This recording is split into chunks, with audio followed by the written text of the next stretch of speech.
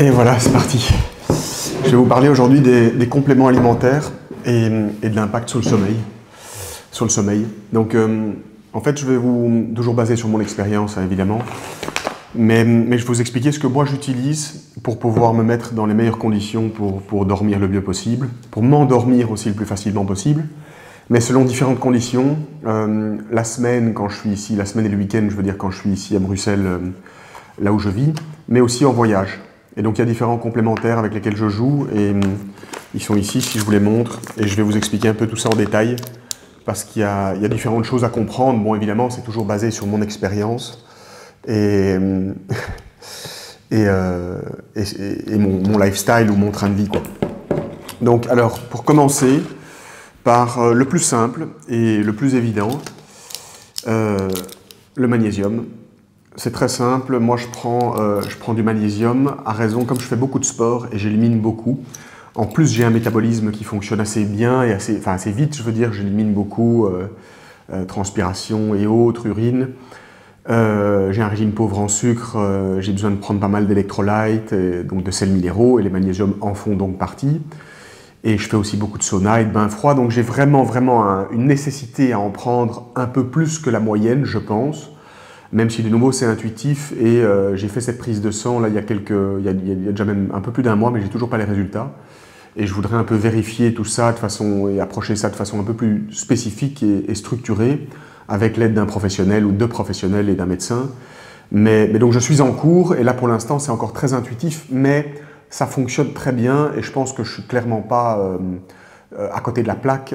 À mon avis, il y a peut-être encore des toutes petites affinités, peut-être que je pourrais même en prendre encore plus.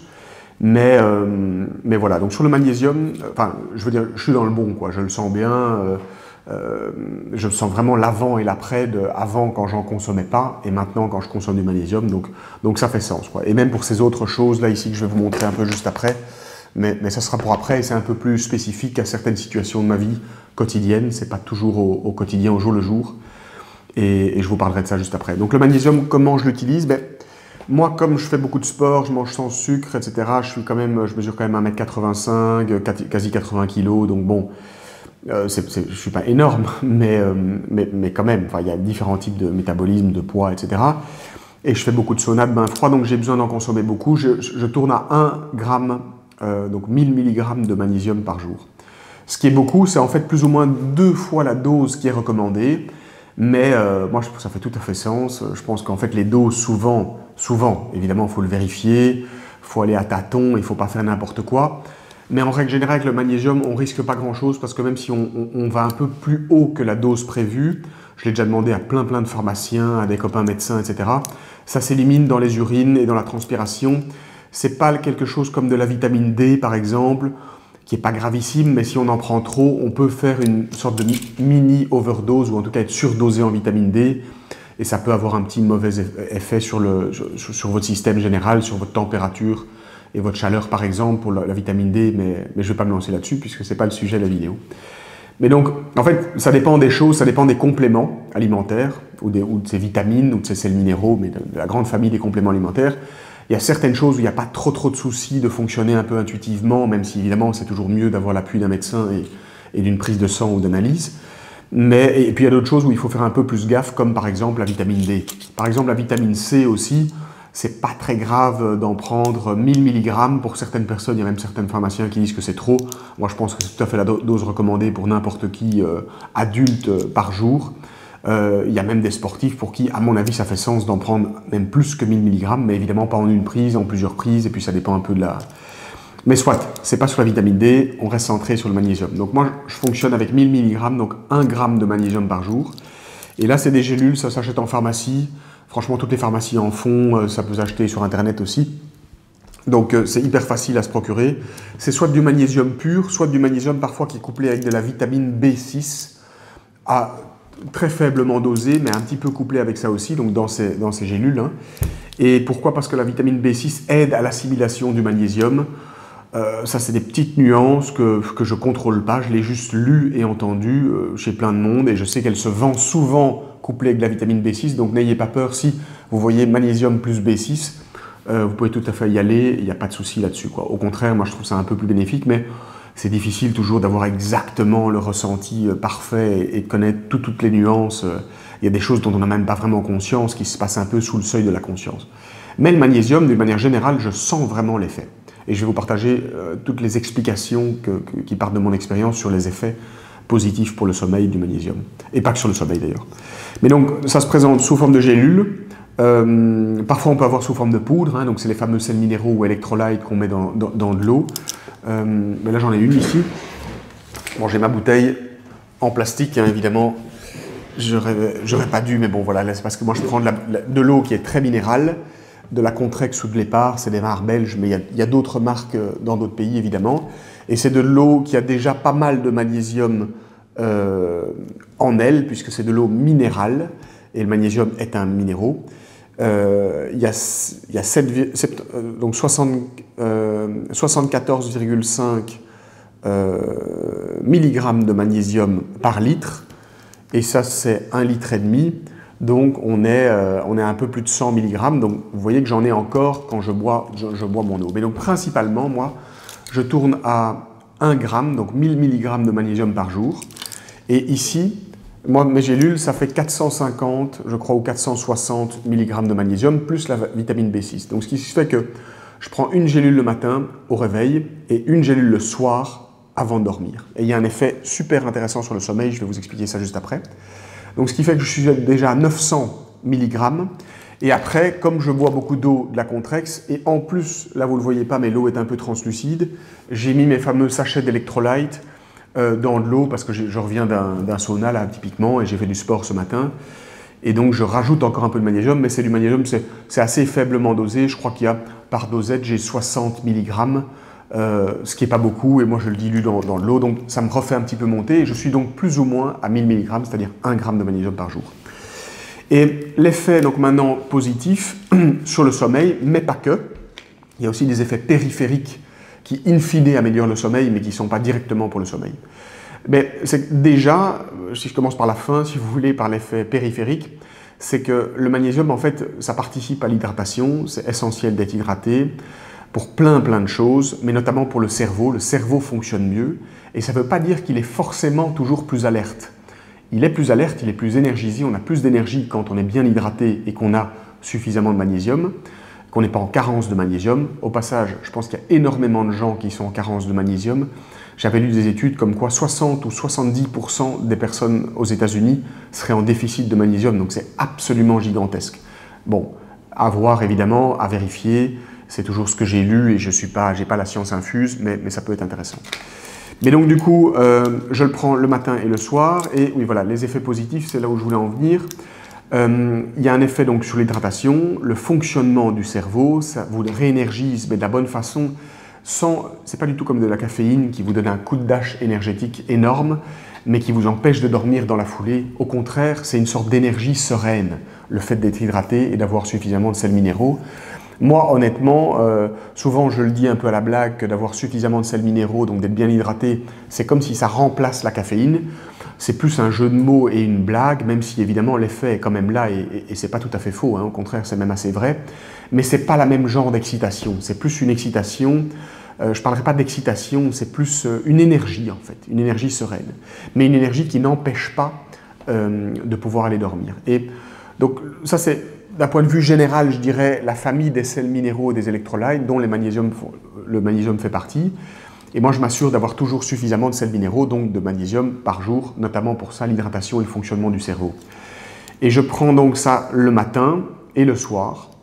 L'autre effet positif, toujours périphérique, après je vous dirai l'effet principal sur le sommeil, mais d'abord toujours périphérique, c'est que c'est un effet décontractant pour les muscles. Et moi qui fais beaucoup de sport, qui peut avoir un peu de courbature forcément, quand je teste un peu d'autres sports, quand je pousse un peu plus à la salle, quand je cours un peu plus longtemps ou un peu plus vite, et les courbatures, c'est pas grave du tout, tant que c'est pas abusé et trop fort et que ça tourne pas en déchirure.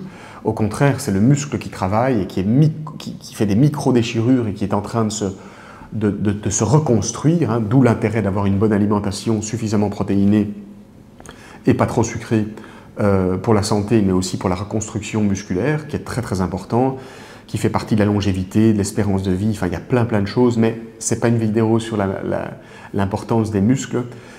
toute proportion gardée bien sûr, hein, le but c'est pas d'être un bodybuilder, mais c'est pas une vidéo là-dessus donc je pars pas là-dessus.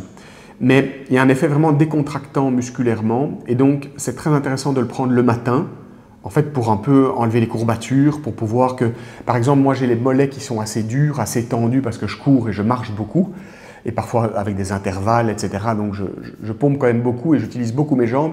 Et j'ai des jambes qui ne sont pas très musclées, qui sont assez fines parce que j'ai un profil plutôt d'ectomorphe.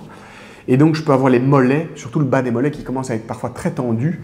En plus je ne m'étire pas beaucoup, chose que je devrais vraiment beaucoup. Et donc le magnésium a vraiment cet effet, c'est le mauvais terme, mais un peu diluant comme ça. C'est comme si ça dilue la contracture. Ça fait décompresser, si vous voulez, le muscle, ça le relâche. Et c'est très agréable, je dois le dire, c'est la raison pour laquelle je le prends le matin, même avant le sport, quoi.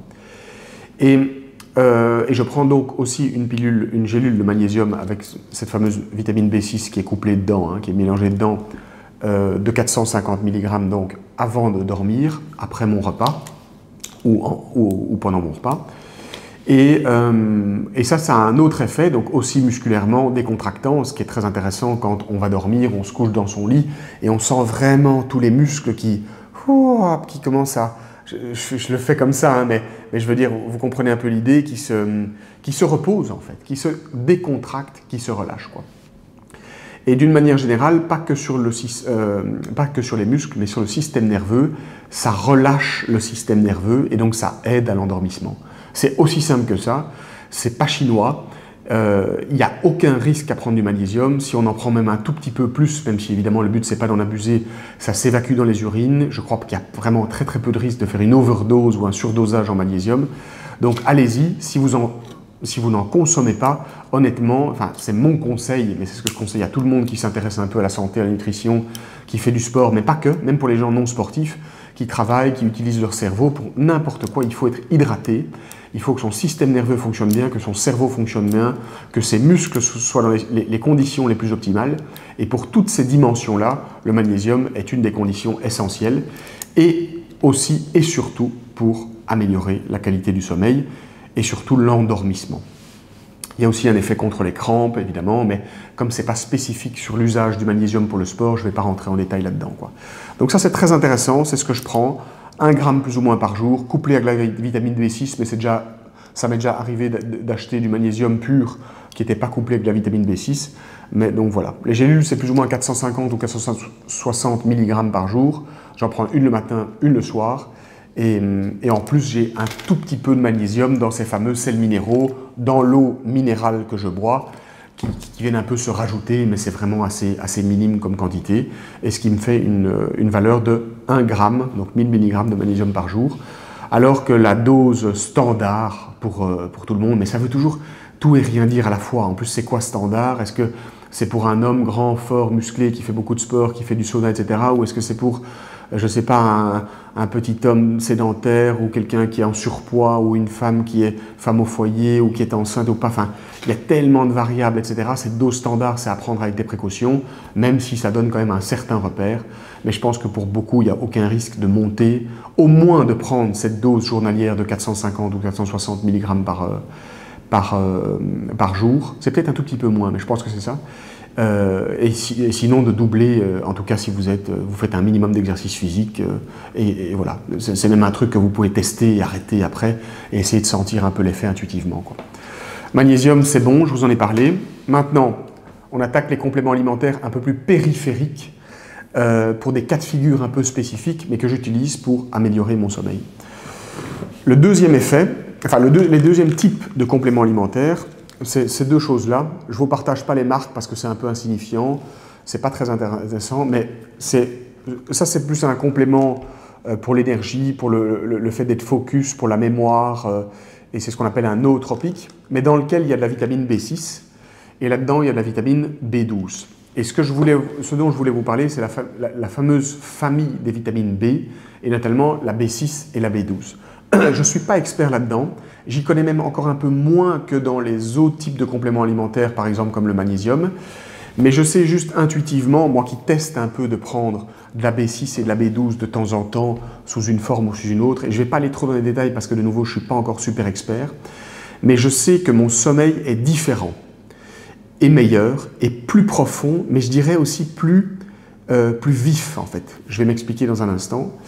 Quand je prends suffisamment de vitamine B6 et aussi, je pense, de vitamine B12, même si je connais encore un peu moins les effets de la B12 sur le cerveau et sur le sommeil que la B6. Mais en fait, je pense, intuitivement, je pars de mon expérience, la B6 et la B12, mais surtout la B6 que je contrôle un peu mieux et que je connais mieux et que j'ai de nouveau en complément de ce magnésium, parce qu'il y en a un tout petit peu là-dedans, que j'ai là-dedans. Ça, c'est de la B12, donc c'est autre chose. Et j'ai même aussi parfois un peu de la B6 dans mes compléments en zinc que je prends aussi. Donc en fait, j'ai de la B6 très faiblement dosée, mais dans différents types de compléments alimentaires. J'en prends pas 10 000 non plus. Hein. Je prends quelques compléments alimentaires, mais c'est des choses très simples comme des sels minéraux, du magnésium, du zinc, de la B6, un peu de B12 et des oméga 3. C'est des choses vraiment de base. Hein. Parce qu'il y a eu des commentaires sur la fameuse vidéo sur les compléments alimentaires que j'ai fait pendant mon régime carnivore en disant waouh, tout ça comme chimie qui se met dans le corps, etc. Oui, c'est vrai, c'est pas naturel, et oui, c'est vrai que l'idéal ce serait d'avoir tous ces compléments alimentaires dans la nourriture et donc de ne pas devoir les prendre en complément. Mais il faut toujours un peu ménager la chèvre et le chou en fonction de son lifestyle, de sa santé globale. Il y a différents critères. Et puis de nouveau, je n'ai pas la science infuse. Moi, je fonctionne un peu à tâtons et j'aime bien expérimenter tout ça. Et j'en ressens des effets positifs. Donc voilà. Mais ce n'est pas des choses extrêmement dangereuses. Je suis hyper parano pour ça. Franchement, c'est même pas que vous pouvez me faire confiance. C'est que je suis parano pour ça. J'ai vraiment très très vite les boules. Et quand je teste une chose, j'ai vraiment étudié la chose avant, j'ai demandé l'avis à des médecins, etc. Je sais qu'il n'y a pas de risque et je teste très très faiblement dosé et puis j'augmente peut-être petit à petit. Mais il faut aussi que ce soit avéré, qu'il y ait des effets positifs avérés, etc. Donc il n'y a pas d'inquiétude à avoir là-dessus. Enfin, en tout cas, voilà, je vous partage mon point de vue. Mais c'est très intéressant de se faire son propre avis et de pouvoir doser à son rythme le plus prudemment possible ces choses-là, puisque ça reste des compléments. Mais j'ai l'impression, donc pour en venir à nos moutons, que la B6 et la B12, mais surtout la B6, puisque j'ai plus de contrôle là-dessus, impactent mon sommeil positivement, mais d'une façon très spécifique que il n'y a aucun autre complément ou nourriture ou boisson qui a cet effet-là. C'est que ça rend mon sommeil plus profond, mais je dirais que mon sommeil, à mon avis paradoxal, est plus long ou plus vivace, ou plus vif, ou plus intense. Ce que je veux dire, c'est que je rêve plus et je rêve mieux. Et je rêve plus intensément. Et il y a clairement un effet positif là-dessus parce que je me sens plus récupéré le lendemain, mais c'est comme si mon cerveau avait travaillé de la bonne façon et c'est un effet extrêmement agréable. Et je peux vraiment voir l'avant et l'après parce que ça ne fait pas des années que je prends ces choses-là, la B6 et de la B12. Et je peux vraiment comparer parce qu'il y a des jours où j'en prends vraiment pas, pendant plusieurs jours, je fais des cures un peu de sang, et puis il y a des moments où j'en prends très faiblement dosé, un tout petit peu. Et l'effet est très clair pour moi qui suis très fort dans ma tête, dans mon corps, je sens très très bien cet effet-là. Je dors mieux et je rêve plus en fait. Et là, je vais juste faire une toute petite note sur le rêve, l'importance des rêves et d'avoir un sommeil vraiment très agité, mais pas dans le sens négatif du terme, plutôt un sommeil intense, je dirais. C'est qu'en fait, le sommeil, et j'en parle dans une autre vidéo aussi sur le sommeil, mais je ne vais plus rentrer dans ces détails, c'est que le sommeil, en fait, c'est pas être anesthésié, c'est pas être inhibé de dormir. C'est pas comme ce qu'on peut avoir, par exemple, quand on boit de l'alcool, et on est complètement en blackout ou complètement anesthésié et on tombe endormi comme ça. C'est pas le sommeil, ça. Ça, c'est être inconscient. Mais c'est pas ça le sommeil. Le vrai sommeil, le bon sommeil idéal, et donc le plus récupérateur, c'est un sommeil où votre état de conscience est modifié. Donc, c'est-à-dire que vous n'avez pas conscience comme là en journée où je vous parle et je sais de quoi je parle et je suis conscient de moi-même. On est dans un état modifié de conscience, un peu comme en hypnose et comme quand on rêve, comme quand on dort. Mais le cerveau travaille. Le cerveau travaille beaucoup et notamment dans les rêves, mais pas uniquement, dans la fameuse phase du sommeil paradoxal, mais pas uniquement. Et le cerveau travaille, il est en train de consolider toutes ces connexions neuronales pour apprendre, désapprendre, donc construire un réseau neuronal et déconstruire d'autres pour créer des réseaux, et ce qui littéralement est la forme physiologique d'un apprentissage. Pour apprendre quelque chose, il faut construire un réseau neuronal, et pour désapprendre quelque chose, il faut le déconstruire ou le désutiliser, si je peux le dire comme ça. Et donc c'est très important que les rêves participent à ça, et à mon avis le sommeil d'une façon générale, c'est que c'est un moment très actif du cerveau. C'est juste qu'on n'en a pas l'impression parce qu'on est inconscient, on est endormi.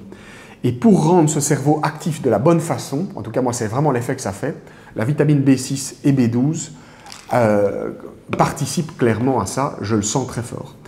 Et je vais terminer sur une petite note là-dessus, et après je vous parlerai du dernier complément alimentaire, mais ça c'est plus un cas de figure un peu spécifique pour les voyages. Mais pour terminer sur la B12 et la B6, dans certains energy drinks, horribles pour la santé, je ne fais pas de pub, mais je ne fais pas de contre-pub non plus, j'en ai déjà consommé, même si je n'en ai pas consommé beaucoup, je ne suis pas un grand fan de ça, mais du Red Bull, du Monster, des choses comme ça vraiment horribles, qui sont bourrées de sucre, et c'est très mauvais pour la santé. Mais j'ai déjà fait un peu, moi qui m'analyse très fort, etc., je dois l'avouer que parfois, quand j'en abuse pas, hein, quand c'est une demi-canette ou un truc comme ça, enfin pas trop, et que je buvais un Red Bull ou un Monster avant quand je faisais mes conférences sur les HP, les personnes hypersensibles, hypersensitives, neuroatypiques, etc. À Bordeaux, sous ma casquette de psychologue, hein, qui est mon autre boulot, eh bien je prenais parfois un café, et parfois quand je prenais pas un café, ça m'arrivait de prendre un Red Bull ou un demi-Red Bull, ou Monster moins, mais ça m'est déjà arrivé, ou une sorte d'énergie drink comme ça très mauvais avant la conférence pour me donner vraiment un coup d'énergie pour pas être trop endormant quand je parle, quoi. Bon, après j'ai arrêté ces choses-là parce qu'au final ça vous rend très mal, c'est bourré de sucre, c'est très mauvais pour votre santé, enfin le cœur, etc. Mais ce qui était très très curieux, c'est que je le prenais le soir, alors parce que ma conférence était le soir, donc je prenais ce truc à 18h, 19h, et je faisais ma conférence, ça durait souvent très très longtemps parce que c'est des très très longues conférences, sans doute un peu trop long pour les gens, mais bon, il y a tellement à partager sur les personnes différentes, neuroatypiques, etc. Et puis j'étais tellement passionné que je m'emballe vite. Et je finissais à 22h, 22h30, il y a souvent 1 heure de questions, tellement qu'il y a des gens qui ont des questions sur des témoignages, etc. Et donc je sortais souvent de la salle à 23h30, et comme c'était à Bordeaux et que moi je vivais au Cap-Ferret, j'avais 1 heure de route au retour, et donc j'étais pas chez moi dans mon lit avant minuit et demi, et parfois le temps de m'endormir, etc. Je m'endormais pas avant 1 heure, ce qui n'était pas idéal, mais bon, c'était un peu, voilà, c'était mon rythme de vie quand je faisais ces conférences, souvent 2 fois par mois, parfois un peu plus, à Bordeaux, il y a encore 1 an, même pas, quoi. Et là, j'ai un peu mis ça de côté, je fais toujours les consultations, mais je fais plus les conférences pour l'instant, pour différentes raisons, mais que je vais pas vous partager là maintenant. Mais c'est pas du tout exclu que je reprenne en physique, en présentiel, dans un endroit ou dans un autre, c'est toujours derrière ma tête. Et même à travers cette chaîne YouTube, c'est tout à fait possible, j'y pense déjà pas mal, que je vous partagerai ces vidéos sur toute la théorie, si vous voulez, que j'ai construit, et ma pratique, hein, parce qu'elle est basée sur ma pratique, bien sûr, de psychologue, un peu spécialisé, si je peux le dire comme ça, mais j'aime pas trop ce terme, sur les profils différents, neuroatypiques, dans lesquels on retrouve les hyperactifs, le fameux trouble du déficit de l'attention avec ou sans hyperactivité, mais aussi et surtout les anciens surdoués, les fameux HPI, HPE, haut potentiel, hypersensibles, etc. Zèbres. Et donc, ce qui était très bizarre, pour revenir au sujet, c'est que je buvais cet energy drink, et à 1h du matin, je me couchais après ma conférence. Mais bon, ça a un tel impact, ce Red Bull ou ce Monster, sur le système, c'est que vous le sentez encore, et parfois vous avez du mal à vous endormir, mais je dormais super bien. Et j'ai analysé ça, donc je mettais un peu de temps à m'endormir parce qu'il y avait vraiment le côté excitant, mais une fois que je tombais endormi, que j'arrivais à m'endormir, vers 1h, 1h30 du mat, parfois même un peu plus, je dormais jusqu'au lendemain matin, je me levais de bonne heure, mais pas trop tôt non plus pour avoir quand même suffisamment de sommeil, et je dormais de façon très très récupérateur, quoi. Et je me suis dit, mais c'est pas possible, j'ai pris un Red Bull, en plus moi la caféine, je suis quand même relativement sensible, c'est très bizarre. Et j'ai étudié tout ça en prenant des notes, etc. Moi j'aime bien analyser vraiment tout ça avec mon journal de bord, en essayant avec, sans, et aussi en prenant d'autres compléments alimentaires quand je comprenais un peu le rôle en B12 et en B6 sans prendre le Red Bull. Parce qu'en fait le truc c'est que dans certains Red Bull et certains Monster, mais pas tous, il y a de la vitamine B6 et de la vitamine B12.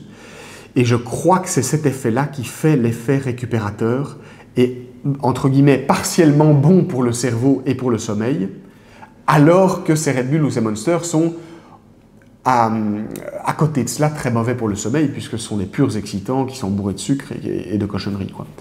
Et donc ça, c'était un peu d'où est venu un peu ce début d'intérêt là pour la vitamine B6 et B12.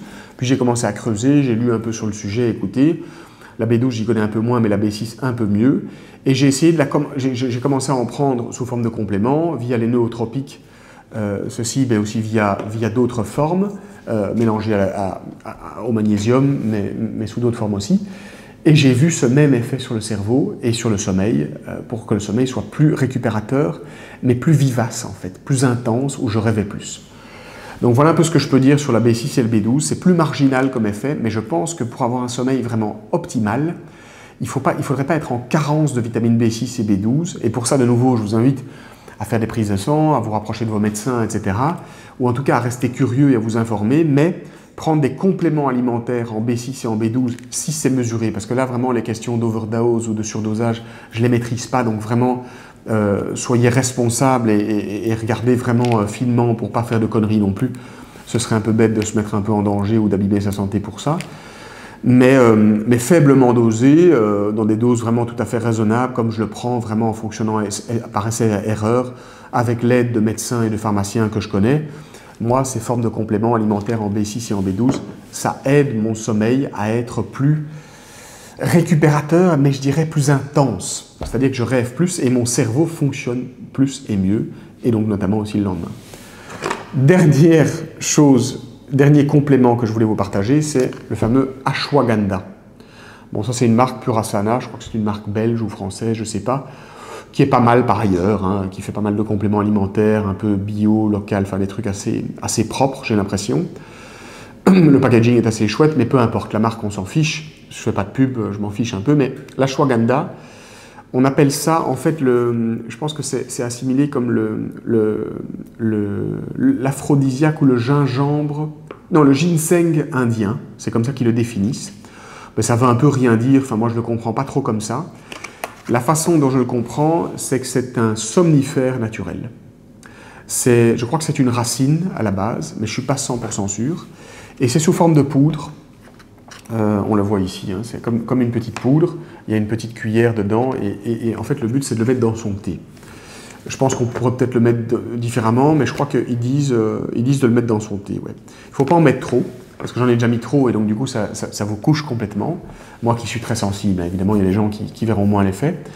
Mais c'est très intéressant, mais moi je ne l'utilise pas tous les jours, parce que c'est un somnifère, mais c'est un somnifère naturel. Il n'y a aucun danger, le lendemain vous ne vous sentez pas forcément plus mal. Mais moi qui suis extrêmement sensible quand même, il faut le dire, j'aime pas trop abuser de ces choses-là et j'en ai pas besoin pour dormir. Donc j'utilise en fait l'ashwagandha juste quand je vais en voyage et que je subis les méfaits, si vous voulez, du décalage horaire et que je dois me recaler, c'est-à-dire en fait tomber plus rapidement, endormi en fait, m'endormir plus rapidement. Donc par exemple, je vais aller avec des copains dans un pays lointain surfer et on prend l'avion. En mai, on part, ça va être super chouette, j'ai déjà hâte. Et il y a 2 fois 6 heures de vol et il faut dormir parce que le deuxième vol, c'est la nuit. Et puis on arrive le lendemain matin et c'est la journée et on commence directement à surfer, donc ça va être fatigant, etc. Donc il faut essayer tant bien que mal de dormir un peu dans l'avion, chose qui est très compliquée pour moi parce que je suis tellement nerveux, sensible et alerte au moindre bruit, etc. Typiquement, ce que je vais me faire, c'est dans l'avion, au début du deuxième vol, avant ces deuxièmes 6 heures, c'est je vais me demander un thé dans l'avion, enfin une tisane, hein, évidemment, pas un thé excitant, ou même juste peut-être de l'eau chaude, et je vais me faire une toute petite cuillère que je vais mettre dans un petit sachet, hein, je ne vais pas prendre sous ce sachet-là avec moi, quoique, je vais peut-être en donner à mes copains, et ça va m'aider, à mon avis, à m'endormir. Je ne l'ai jamais utilisé dans l'avion, mais j'ai déjà utilisé à d'autres reprises, et honnêtement, ça a un effet. Moi, je le sens. Alors peut-être que pour vous, vous êtes plus résistant, vous êtes moins sensible, et donc du coup, que ça aura moins d'effet que chez moi, mais moi, je le sens. C'est naturel, donc il n'y a pas vraiment de risque. Moi, les somnifères, c'est vraiment le dernier truc auquel je toucherai. Même de la mélatonine et compagnie, toutes ces choses-là, moi, j'ai peur. Je suis très, très, très, très prudent, sans doute même un peu trop, avec ces choses-là. Donc, je ne veux vraiment pas abuser de ces choses-là, mais ça, c'est naturel. L'ashwagandha, A-S-H-W-A-G-A-N-D-H-A, ashwagandha. C'est de la poudre, mais il y a peut-être ça sous d'autres formes. Et on en met un petit peu, pas trop, dans son thé. Oui, voilà, c'est les racines, hein, on les voit ici, ces racines. C'est considéré, on l'appelle le ginseng indien ou le somnifère indien. Et c'est un somnifère naturel assez faible, mais qui marche quand même assez fort. Moi, pour Ambre et moi, qui sommes tous les deux très sensibles, une fois ici à Bruxelles, enfin 2 fois même, on en a pris, et on s'est dit, elle s'endort assez rapidement, mais moi je mets toujours quelques minutes quand même à m'endormir, voire parfois même plutôt un quart d'heure, ou même parfois un peu plus, parce que je suis nerveux, parce que je pense, parce que je repense à tout, je pense à ma journée du lendemain, etc. J'ai le cerveau vraiment hyperactif et il faut vraiment du temps pour que il se calme et que je puisse m'endormir. Et je me rappelle très bien quand on a pris ces 2 fois ce ashwagandha ici en Belgique, à Bruxelles, chose que je ne fais jamais. On s'est endormi, mais en 1 minute et demie, quoi, même pas, quoi. Et ça, c'est vraiment très rare pour moi. Donc, je ne l'utilise pas au quotidien, mais typiquement, si je vais voyager, si je dois dormir la nuit, en voiture, en bus, en train, en avion ou en bateau, n'importe quoi, c'est des conditions un peu plus compliquées et vraiment qu'il faut dormir. Et moi, je peux vite un peu psychoter, devenir un peu nerveux ou angoissé et ne pas dormir et faire une nuit complètement, une nuit blanche dans l'avion et être un énorme zombie le lendemain alors qu'il faut visiter ou surfer ou être en vacances. Donc, c'est pas conseillé quand on part en voyage.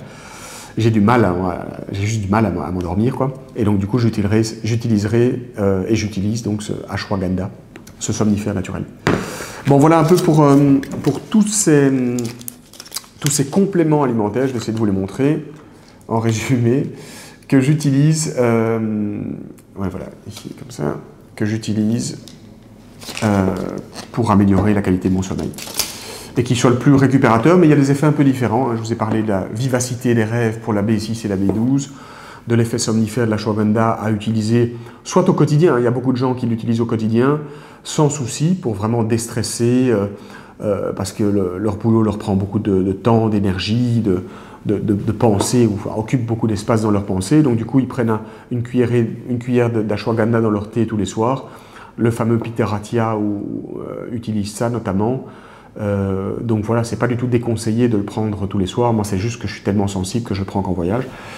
Et puis après, donc après les B6, B12, l'ashwagandha, il y a le fameux magnésium qui est couplé avec la B6 souvent, mais pas toujours, que j'utilise là vraiment tous les jours. Ça, c'est vraiment la base, quoi. Donc voilà pour ce partage. J'espère que ça peut vous aider un petit peu, mais de nouveau, faites vraiment bien à votre rythme, à votre façon. Si c'est des choses plus techniques que vous maîtrisez moins, renseignez-vous par vous-même. Toujours super intéressant d'être responsable de sa santé. Et demander de l'aide évidemment à un pharmacien, un médecin en posant des questions. Après, il y a plein de ressources sur Internet, c'est toujours intéressant.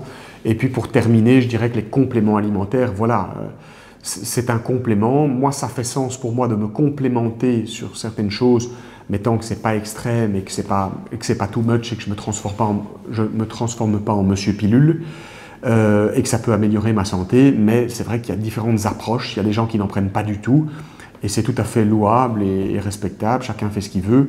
Il y en a qui en prennent beaucoup plus, c'est des choses beaucoup plus un peu dodgy, un peu spéciales ou un peu plus dangereuses potentiellement, ou que moi je jugerais un peu plus dangereuses, mais chacun est responsable, chacun fait ce qu'il veut, et moi je veux vraiment parler au nom de personne, donc voilà. J'espère que ça peut vous inspirer un peu, vous donner des idées, mais voilà un peu ce que je pense sur les compléments alimentaires et les bénéfices pour le sommeil, quoi. Voilà. Bon, bon après-midi et à demain.